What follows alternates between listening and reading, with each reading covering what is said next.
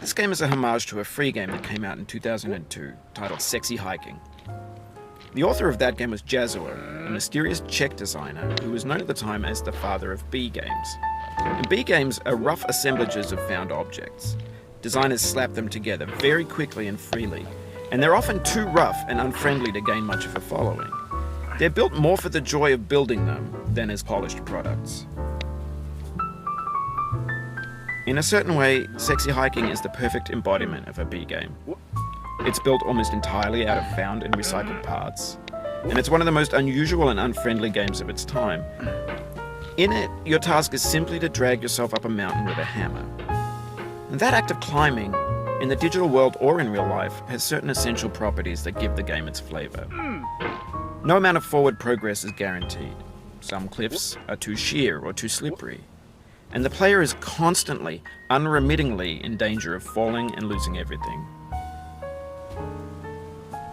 Anyway, when you start Sexy Hiking, you're standing next to this dead tree that blocks the way to the entire rest of the game.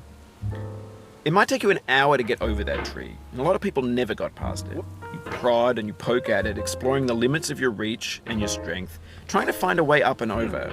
And there's a sense of truth in that lack of compromise. Most obstacles in video game worlds are fake. You can be completely confident in your ability to get through them once you have the correct method or the correct equipment or just by spending enough time. In that sense, every pixelated obstacle in Sexy Hiking is real. The obstacles in Sexy Hiking are unyielding, and that makes the game uniquely frustrating. But I'm not sure Jazzuo intended to make a frustrating game. The frustration is just essential to the act of climbing, and it's authentic to the process of building a game about climbing. A funny thing happened to me as I was building this mountain. I'd have an idea for a new obstacle, and I'd build it, test it, and it would usually turn out to be unreasonably hard. But I couldn't bring myself to make it easier. It already felt like my inability to get past a new obstacle was my fault as a player rather than as a builder. Imaginary mountains build themselves from our efforts to climb them, and it's our repeated attempts to reach the summit that turns those mountains into something real.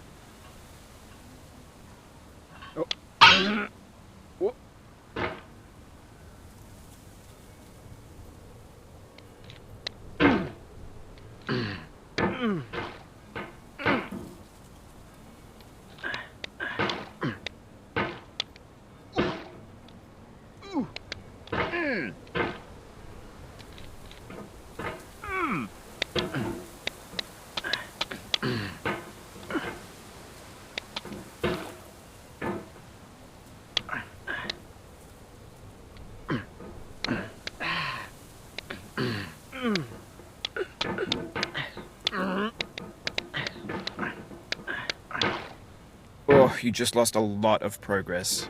That's a deep frustration, a real punch in the gut.